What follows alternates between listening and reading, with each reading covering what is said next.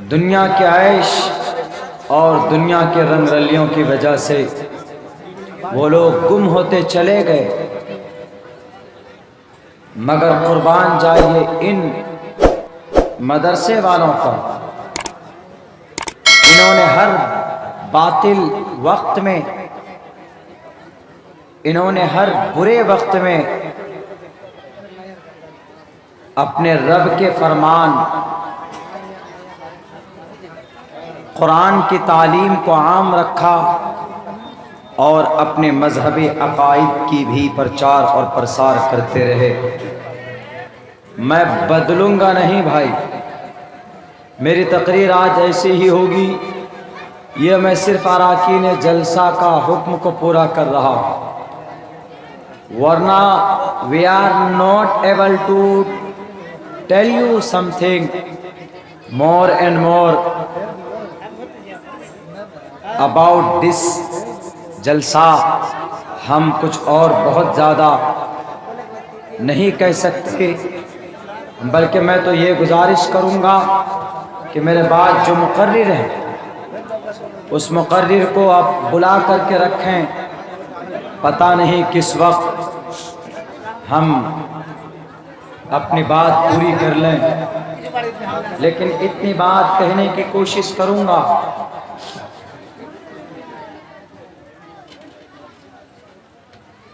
ये मदरसे हमारे बीच में है, हमें इन्हें गनीमत जानना चाहिए। नबी पाक अलैहिस्सलातु वस्सलाम के ज़माने से अस्हाबे सुफ़ा मस्जिद नबी के करीब सबसे पहले मदरसे की बुनियाद डाली जाती है और वहाँ से कुरान का दर्स, वहाँ से अहादीस रसूल की तालीम हम तक पहुँचाई जाती है और उसके लिए, उसी सुन्नत को ज़िंदा रखने के लिए नबी पाक अलैहिस्सलातु वस्सलाम के फरमान को, उनके अतवार को, उनके तरीक़ों को ज़िंदा रखने के लिए ये बेचारे मदरसे वाले बहुत मेहनत करते हैं। इनकी जुर्अत को हम सलाम करते हैं और इनकी मेहनत और इनकी कद्दो काविश को वाक़ईतन दिल से सलामी देना चाहते। पिछले 2 साल 1.5 साल की सख्त लॉकडाउन की वजह से मदरसों में ताले लगे। अभी 2-3 रोज़ पहले, बल्कि 4 दिन पहले एक सफ़र हुआ था सीतामढ़ी के तरफ। वहाँ रास्ते में जाते हुए एक मदरसे में देखा हमने कि उस मदरसे में ताला लगा हुआ, चारों तरफ जंगल ही जंगल। हमने पूछा कि ये तो वो मदरसा है कि जिसमें 6 हाफिज़ कुरान की दस्तार बंदी हमने अपने हाथों से की थी, लेकिन ये सिचुएशन इस मदरसे की क्यों हो गई? उन्होंने कहा कि मौलाना, कोरोना की वजह से मदरसे में पढ़ाने वाले जो थे, रमज़ान के महीने में जो चंदा और कलेक्शन हुआ करता था वो बंद हो गया और फिर कोई असबाब नहीं रहा, आमदनी के सारे असबाब बंद हो गए, इसीलिए मदरसा बंद करना पड़ा। मदरसा चलाने वाले चले गए दिल्ली, पंजाब, महाराष्ट्र और मदरसे में ताले डाल दिए गए। अगर हर मदरसे में ताले डल जाएंगे तो ज़रा बताओ मुझे कि हमें अकीदा कौन बताएगा? ज़रा हमें बताओ कि हमें कुरान कौन बताएगा? अगर हमारे मदरसों में कुरान की तालीम नहीं होगी, सुन्नत रसूलुल्लाह को कोई पढ़कर सुनाने वाला नहीं होगा, तो हमारा अकीदा फिर कैसा होगा? दकियानूसी अकीदा होगा। जैसे आज की तारीख में क्रिश्चियन का अकीदा है, आज की तारीख में जुडाइज्म का अकीदा है, आज की तारीख में हिंदू भाइयों का जो गलत कॉन्सेप्ट है वैसा ही अकीदा हमारा और आपका होगा। अगर हमारे ये उलमा ना हो, अगर हमारे मदरसे ना हो, मैं आपको लिख कर देता हूं, पत्थर पर लिख कर देने के लिए तैयार। आप लिख लो, अगले 40-50 साल में अगर आपकी नई नस्ल गुमराह न हो जाए, आपकी नई नस्ल के अकीदों में तब्दीली ना जाए, तो आप मेरे गिरेबान पकड़कर सवाल कर सकते हैं। यही गुनाह किया है यहूदियों ने, यही गुनाह किया था जुडाइज्म के पादरी और पोप ने, उनके उलमाए रहबानीयीन ने। उन्होंने सही अकाइद को, अपने ग्रंथ की सही बातों को छुपाना शुरू कर दिया, तो आज उनके अकीदे बदल गए और उनका जो कंसीडर, जो थॉट है उसके बारे में वो चेंज हो गया। गलत गलत अकाइद पैदा हो गए, आवागमन का अकीदा आ जाता है। अगर हमारे उलमा मौजूद होंगे, वो कहेगा कि आवागमन इट हैज नो रियलिटी, इसकी कोई हकीकत नहीं, कोई सच्चाई नहीं। आवागमन, बार बार जन्म लेना, अगर हमारे उलमा होंगे तो वो कहेंगे आवागमन का कोई अकीदा नहीं होता। आदमी मरता है, डायरेक्ट अल्लाह के पास पहुंचता। ऐसा नहीं कि मरेगा, मरने के बाद उसका जन्म होगा अलग अलग शक्ल में। कुरान इसकी मखालफत करता, अहादीस रसूल इसकी मखालफत करता, इसकी कोई हकीकत नहीं है आवागमन का। तो कौन बताएगा हमें? हमारे उलमाए किराम बताएंगे। मेरे भाई, मैं माजरत खा हूँ, मैं नहीं बोल पा रहा हूँ, मेरी तबीयत मेरे साथ नहीं, वरना मैंने पूरी तैयारी की थी। क्या फरकिया के जलसे में मैं दिल खोल कर बोलूँगा। मैं मेरी मजबूरी के साथ आपके बीच में हूँ, लेकिन ऐसा नहीं है कि ये जलसा अपनी जवानी खो चुका है, ऐसा नहीं है। बल्कि और मुकर्रिरीन हैं जो हमसे बेहतर बोलना जानते, जो हमसे बेहतर तरीके से आपको कुरान और हदीस समझा सकते हैं, वो आएंगे आपके बीच में। लेकिन मैं एक ऑर्डर को, एक वादे को पूरा करने के लिए आपके बीच आया हूँ। और मेरे ख्याल से बहुत काम की ये बात, जो लोग मदरसों को हकारत की निगाह से देखते, अगर तुमने मदरसों को हकारत की निगाह से देखा तो आने वाली नस्ल को भूल जाओ कि वो दीनदार होगी तुम्हारी वो कौम। गुनाह यही किया था हिंदू भाइयों के, पुरुषों ने, हिंदू भाइयों के महाआत्माओं ने। उन्होंने अपने ग्रंथों की सही बातें बतानी छोड़ दी, गलत अकीदे आ गए। मांस खाने की बात आती है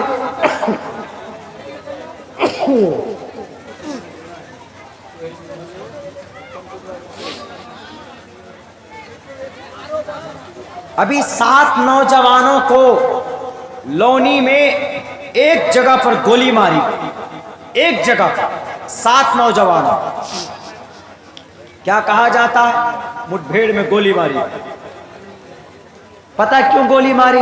अफसोस होगा आपको सुनकर। वो गोली इसलिए मारी गई, वो 7 नौजवान गौ तस्कर थे, यानी गाय खरीदो फरोख्त करते थे। इस वजह से गोली उनको एक जगह पर मारी। 7 नौजवान, 7 को एक लाइन से गोली मारी एक जगह पर। गुनाह क्या था उनका? कि गाय खरीदो फरोख्त करते थे। कोई पाप नहीं कर सकते, लेकिन एजुकेशन तालीम न होने की वजह से उनके दिल में एक बात बैठा दी गई। वो कौन सी बात बैठाई गई? कि गाय तुम्हारी अम्मी है, गाय माता है। ये बात बैठाई गई। क्या यह बात वेदों में है? क्या यह बात शास्त्रों में है? क्या यह बात कुरान में है? क्लियरली, ईमानदारी के साथ, you are not able to prove the gai is a mother of Hinduism. नहीं, बिल्कुल नहीं। गलत अकीदे आए, जो उलामा थे उनके, जो साधु संत थे हमारे हिंदू भाइयों के, उन्होंने इसको रिमूव नहीं किया, उन्होंने इसको क्लियर नहीं किया। मनुस्मृति उठाकर देखें आप, वहां पर साफ लफ्जों में लिखा हुआ है, प्रोचितम भक्सन माम साम वैष्णवमम। प्रोचितम भक्सम माम साम वैष्णवमम। अगर कोई इंसान मांस खाना चाहता है तो मंत्रों द्वारा पवित्र करके खा सकता है, कोई प्रॉब्लम नहीं, कोई दिक्कत नहीं। तो इस मंत्र को कौन बताएगा? पढ़े लिखे लोग बताएंगे ना। अब पढ़ा लिखा तबका तो क्या बन चुका है? गुलाम बन चुका, चापलूस बन चुका। कहीं पर उनका मकतब नहीं, कहीं पर उनके मकातिब की कोई चलन नहीं, कहीं पर उनके मदरसे नहीं है, उनके पाठशाले नहीं। मैं ये सिर्फ इसलिए बता रहा हूं ताकि हम और आप समझ सकें कि अल्हम्दुलिल्लाह सुम्मा अल्हम्दुलिल्लाह, हमारे बीच में जो हमारे मदरसे हैं, इन्हें हमें अगर ज़रूरत पड़े, 2 वक्त 2 रोटी बनी है घर में, 1 रोटी खाओ, 1 रोटी बचाओ और अपने मदरसों को तरक्की दो, आगे करो। आपका मदरसा रहेगा तो उलामा पैदा होंगे। बुखारी शरीफ की अहादीस आपके सामने पढ़ी जाएगी। अगर मदरसे नहीं होंगे तो ना तो उलमा पैदा होंगे, ना बुखारी पढ़ाई जाएगी, ना साए सित्ता का नाम लेवा होगा। आपके अकीदों के अंदर तब्दीली आएगी, आपके बच्चे बुत परस्त होंगे और आपके जनरेशन के अंदर अपनी शरीयत के ताल्लुक से गफलत बढ़ती जाएगी। फिर अल्लाह तबारक व तआला जैसे जिन्नातों को इस जमीन से ख़त्म किया था, तो अल्लाह कुरान में कहता है, या अय्युहल्लज़ीना आमनू मन यर्तद्द मिनकुम अन दीनी, अगर तुम दीन से, कुरान से, नमाज से, अहादीस से, शरीयत से तुम पहलू तही इख्तियार करोगे तो अल्लाह तबारक व तआला तुम्हारे जगह पर किसी और कौम को लाएगा और वो कौम सिर्फ अल्लाह की इबादत करेगी। और अल्लाह, वो कौम जो आएगी वो तुम जैसी कौम नहीं होगी। अल्लाह उनसे मोहब्बत करेंगे, वो अल्लाह से मोहब्बत करेंगे। मेरे भाई, मैं नहीं कह रहा हूँ, मैं बीमारी की हालत में आपसे कह रहा हूँ कि खुदा की कसम, अगर पूरे मुसलमान बनकर जिंदगी गुजारना है, अपने कुरान की हिफाजत करना है, अपने शरीयत का मुहाफिज बनना है, तो first of all you have to contribute your धार्मिक and religious palaces is called in Arabic language मदरसा। दर्स देने की जगह आपको इन मदरसों को आगे करना होगा, आगे बढ़ाना होगा। हाँ, अगर कोई एतराज करता, हम जानते भारत के संविधान के मुताबिक क्या आपका यह मदरसा सही है? क्या आप अगर मकतब चलाते हैं तो जायज है मकतब चलाना? जी जायज। भारत के संविधान का दफा नंबर 30, article 30 right of minorities to establish and administer educational institutions. Bharat के संविधान का दफा नंबर 30 माइनॉरिटीज के हक हुकूक, माइनॉरिटी में कौन? मुसलमान, Dalit, minority, right of minorities to establish and administer, बुनियाद डालना मदरसे की, उसको क़याम में लाना, मकतब चलाना, मदरसा बनाना, मस्जिद बनाना, टू एस्टैब्लिश एंड एडमिनिस्टर, मोहतमिम बनाना, हेड मौलाना बनाना, सेक्रेटरी बनाना, कमेटी बनाना, ट्रस्ट बनाना, सोसाइटी बनाना, एडमिनिस्टर एजुकेशनल इंस्टीट्यूशंस, अपने तालीमी इदारे के लिए आप कर सकते। आगे और क्या कहा देखिए एक्सप्लेन में, ऑल माइनॉरिटीज, सारे मुस्लिम और सारे आदिवासी और Dalit, all minorities whether based on religion और लैंग्वेज, अगर वो अपनी जुबान के आधार पर कोई मदरसा बनाना चाहें, कोई मस्जिद बनाना चाहें, all minorities whether based on religion और language shall have the right to establish, shall have the right to establish, उसको हक है वो मदरसा बना सकता। मैं कहूंगा सुप्रीम कोर्ट में खड़े होकर, मैंने कही ये बात आसाम के मिनिस्टर के अदालतों के दीवारों तक मैंने आवाज पहुंचाई। हमने कहा है वहां के जो उस वक्त के होम मिनिस्टर थे हेमंत बिश्व शर्मा को, हमने कहा क्या आप आसाम के मदरसों को बात बंद करने की बात करते हो? नहीं है आपके लिए जायज। क्यों? भारत का संविधान कहता है shall have the right to establish, उसको इजाजत है। किसको? All minorities whether based on religion और लैंग्वेज। मौलाना समझकर बेवकूफ मत समझना कि मदरसे में पढ़ने पढ़ाने वाले कुछ नहीं जानते। कुरान की नूरानी ताकत हमारे अंदर होती है। हम 3,22,000 अल्फाज को याद कर सकते हैं, तो हम भारत के संविधान का आर्टिकल 300 भी हम याद कर सकते हैं।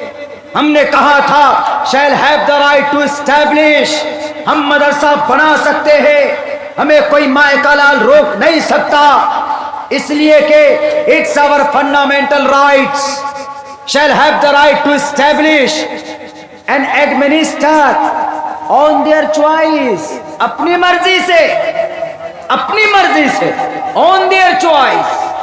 अगर आपके मदरसों में कोई ताले लगाता है 427 धारे के तहत, 427 दफा के जुर्म के तहत आप उसके खिलाफ केस बुक कर सकते हो। मेरे भाइयों, मैं मौलाना थोड़ा अलग टाइप का, मैं कुरान और हदीस के साथ साथ में कहाँ कानून को मिला देते और कहाँ आर्टिकल को घुसा देते, लेकिन ये ज़रूरी इसलिए कि आप इस मुल्क में रहते हैं, तो जहाँ पर मन रआ मिनकुम मुनकरन फल्युगय्यिरहु बियदिही, शराब पीना सिर्फ मुनकरात नहीं है, गाय के नाम पर आपको मारना भी मुनकरात में से है, टोपी दाढ़ी देखकर आप पर जदोगोब करना यह भी मुनकरात में से है, मुखिया घोटाला करता है तो मुनकरात में से है, पैसे लेकर नाजायज तरीके पर वोट देना और लेना मुनकरात में से है, सड़क को गलत तरीके पर बनाकर पैसे लूटते हैं मुनकरात में से है, नमाज छोड़ना सिर्फ मुनकरात में से नहीं। कुरान सिर्फ इन्हीं बातों के लिए नहीं आया, बल्कि ओपन कुशादा माना है इसका। हर बुराई जो समाज में पाई जाती है, इन बुराइयों का खत्म करना कुरान का मकसद, अहादीस रसूल का मकसद। मेरे भाइयों, मेरा कल सफर भी गुजरात का है। अल्लाह से दुआ करते हैं कि अल्लाह हमारी सेहत और ये जो थोड़ी सी दिक्कत परेशानी है, अल्लाह शिफाए कामिला आजिला दाइमा मुस्तमिरा अता फरमाए। बैरकैफ मैं बहुत ज़्यादा चीख नहीं सकता, बस मैं इतना कहूँगा कि आपके इस गांव के इस इदारे को हमारे बहुत सारे नौजवान आए हैं शेख जर्जीस अंसारी साहब की तकरीर सुनने। मौलाना अब्दुल्ला साहब तो आपके करीब के, मैं आपके करीब का हूँ और अगले बार अगर इलेक्शन होगा तो मैं नेता भी बनकर आपके बीच आ सकता हूँ। मेरी फिक्र मत कीजिए, बाहर से मेहमान मुकर्रर आए हैं, आपके इस मदरसे के प्लेटफॉर्म से आपसे कुछ बातें करेंगे।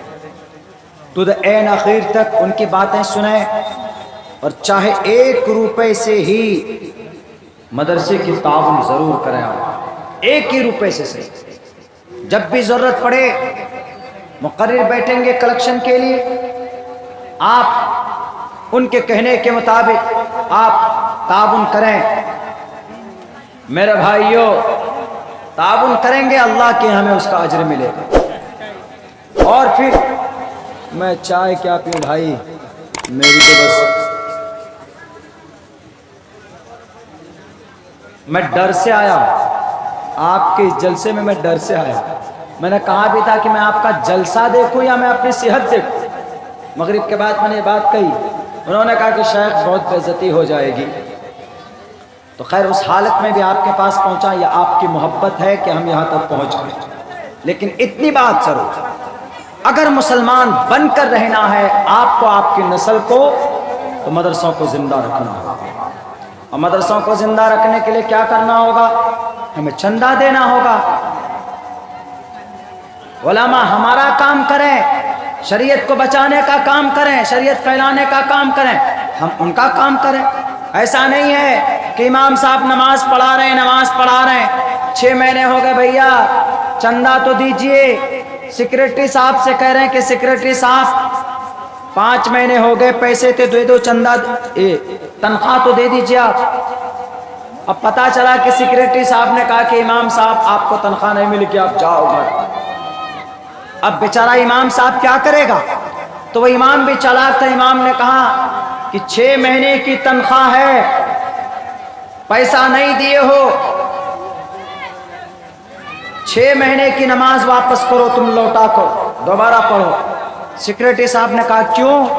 कहा कि 6 महीने से हमने बिना वजू के ही नमाज पढ़ाया है तुम लोग। हम इनका ख्याल रखेंगे या आपका ख्याल रखेंगे? इनकी तनख्वाह में बढ़ोतरी कीजिए। क्यों? इनको भी घूमने जाना है, इनको भी लीनन का कपड़ा पहनना है, इनको भी ओप्पो मोबाइल रखने का शौक है, सिर्फ आपको नहीं। आपकी शरीयत की निगहबानी ये करते हैं तो इनकी जरूरत को पूरी करना यह आपकी जिम्मेदारी है। मेरे भाइयों, करोड़ों रुपए इनाम दिए जाते हैं। कहां पर? मठों में, कहां पर? मंदिरों में। हमारे उलमा को देते हैं हम लोग इनाम? नहीं देते, ये रिवाज नहीं।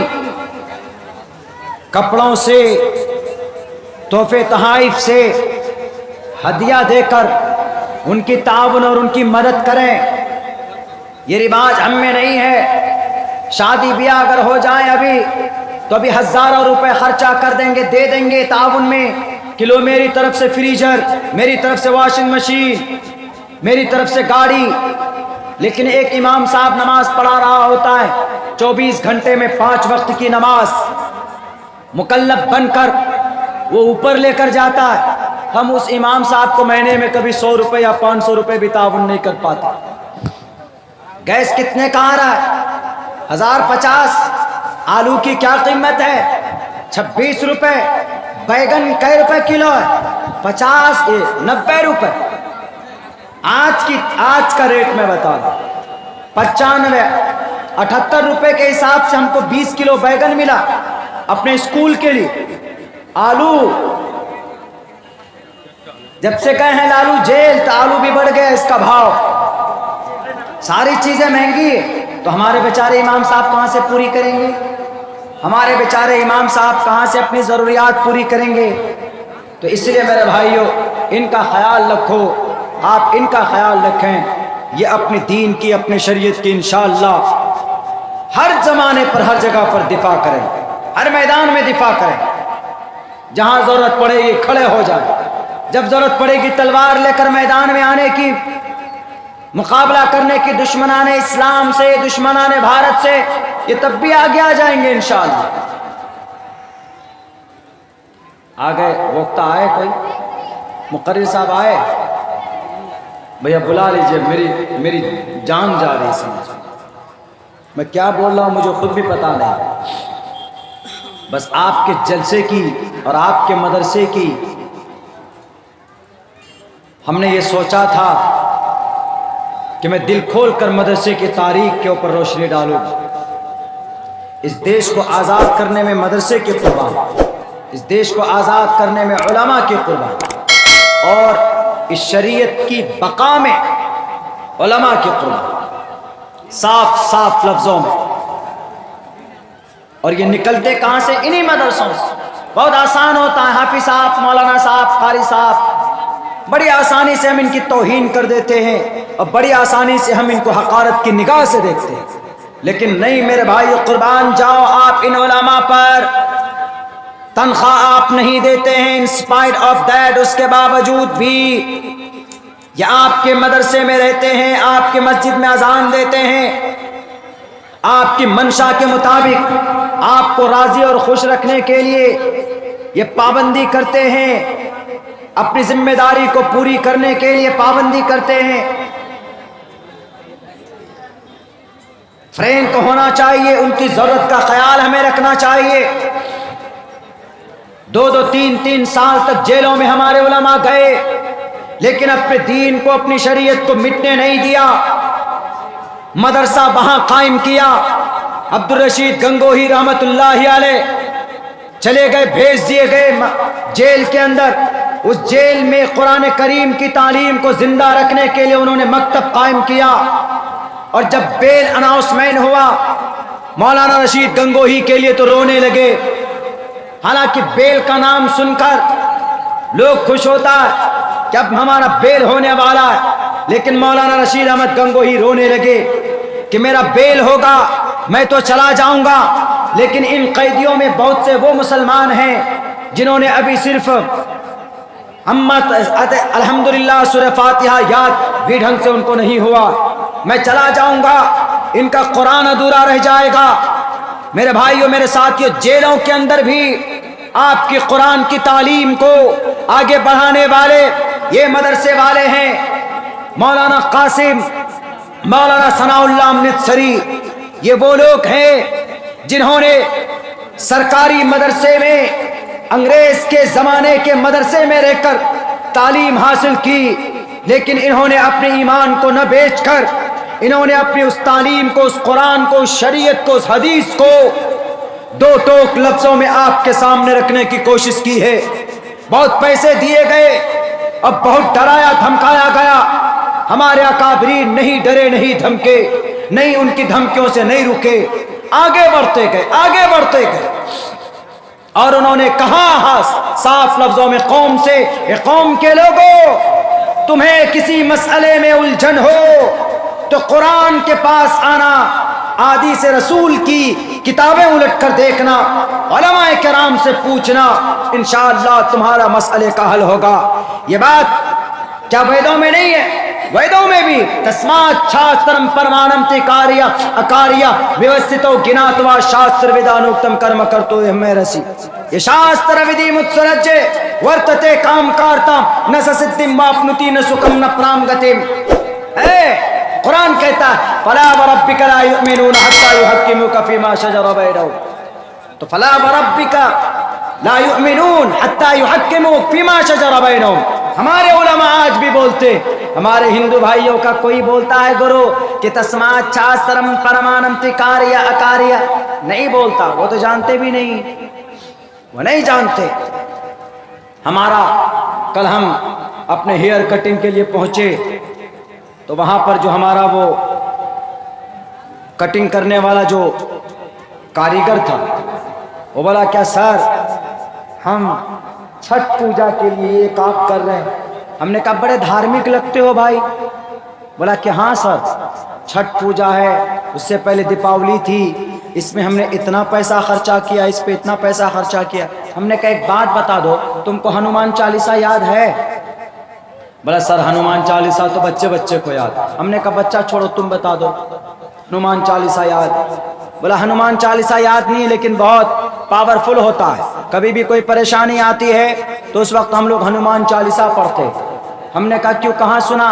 बोला कि हमने सुना है लेकिन हमको याद नहीं है, सिर्फ जानते हैं, बताई गई है बात, लेकिन रियल जानकारी कहाँ से हासिल होगी वो नहीं जानते। हमने कहा तुम्हारा हनुमान चालीसा है, जय हनुमान ज्ञान गुण सागर, जय कपीसते हुलों को उजागर।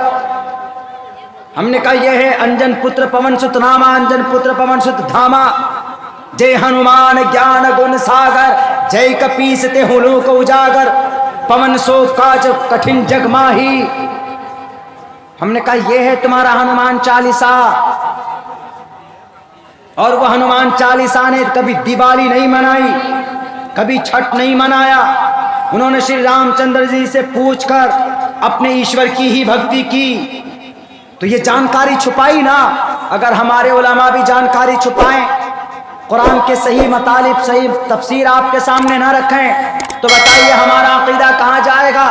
तो हम भी आवागमन के शिकार हो जाएंगे, हम भी बुत परस्ती में चले जाएंगे। हो रहे हैं बुत परस्त, हो रहे हैं हमारे मुस्लिम में भी कुछ तबका, कुछ लोग होते चले जाते।